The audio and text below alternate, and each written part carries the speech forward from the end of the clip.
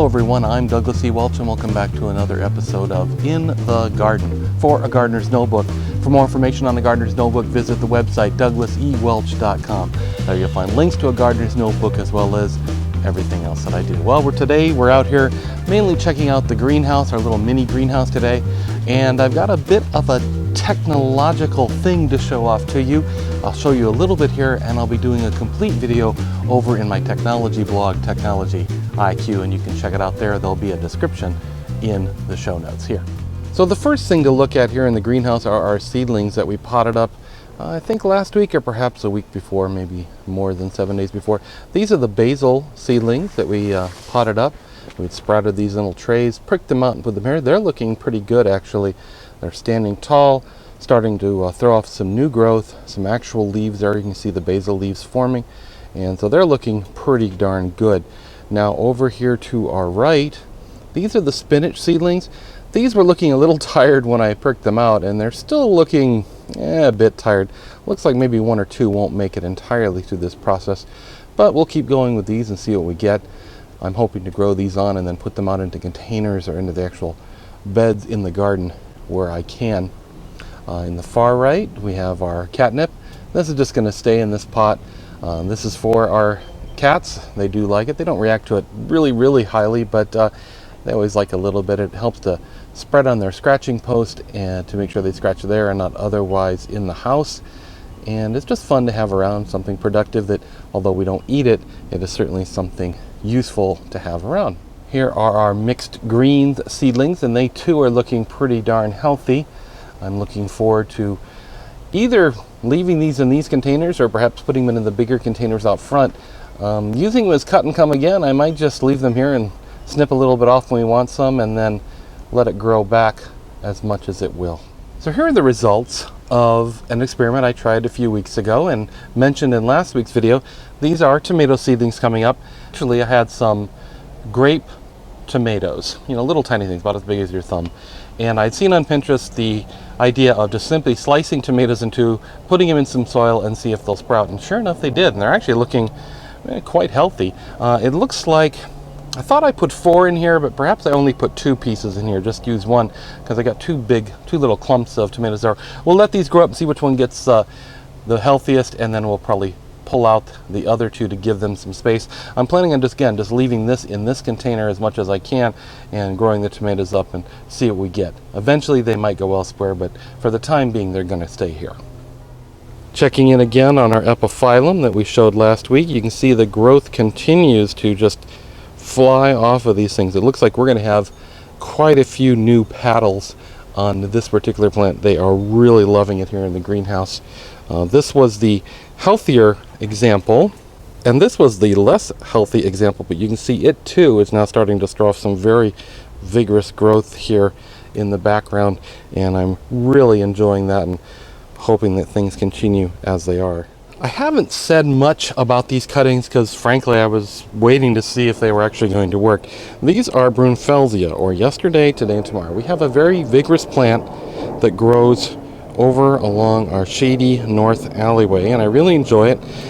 These are a plant where the flowers come in white. They slowly move to blue or purple over the course of their life, and if I can try and get it, I'm seeing in this one over here on the left, you notice or may notice that there is a tiny bit of new growth.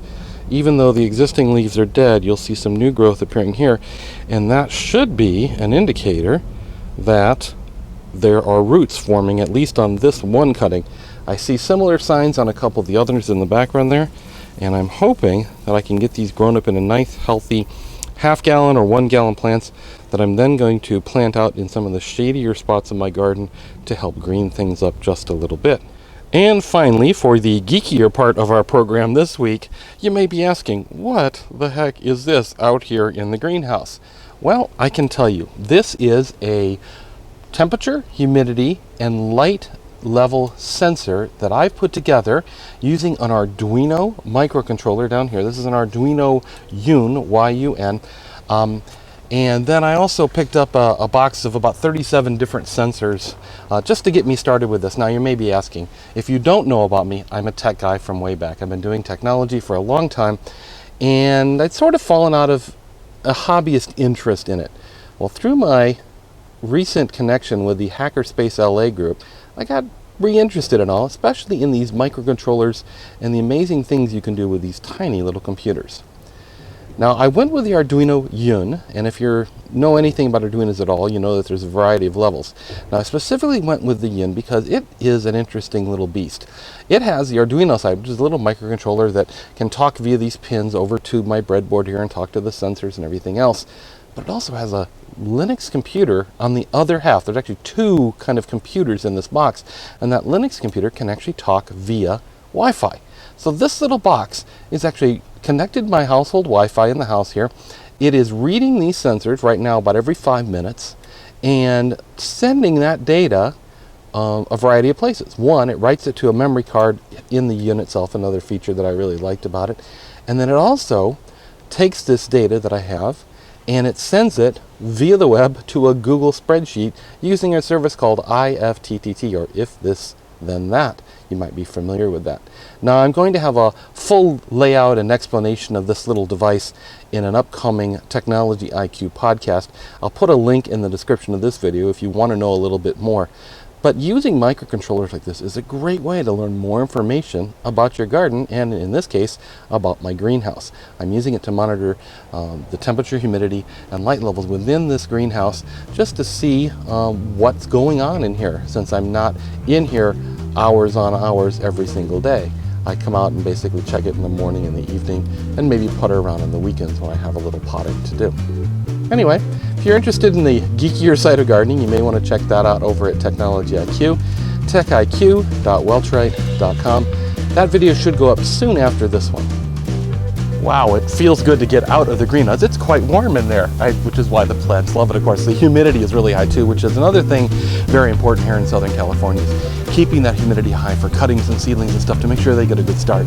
Anyway, that's all for this episode of In the Garden from A Gardener's Notebook. I hope you enjoyed it. If you have, please check out other things on the website, douglasewelch.com. There you'll find links to A Gardener's Notebook, Technology IQ, like I mentioned before, career opportunities, my word, all my photography, and much, much more. Again, douglasewelch.com. Until next time, keep on using your greenhouse, keep on planting out in the garden, keep on fiddling with technology, and keep on digging.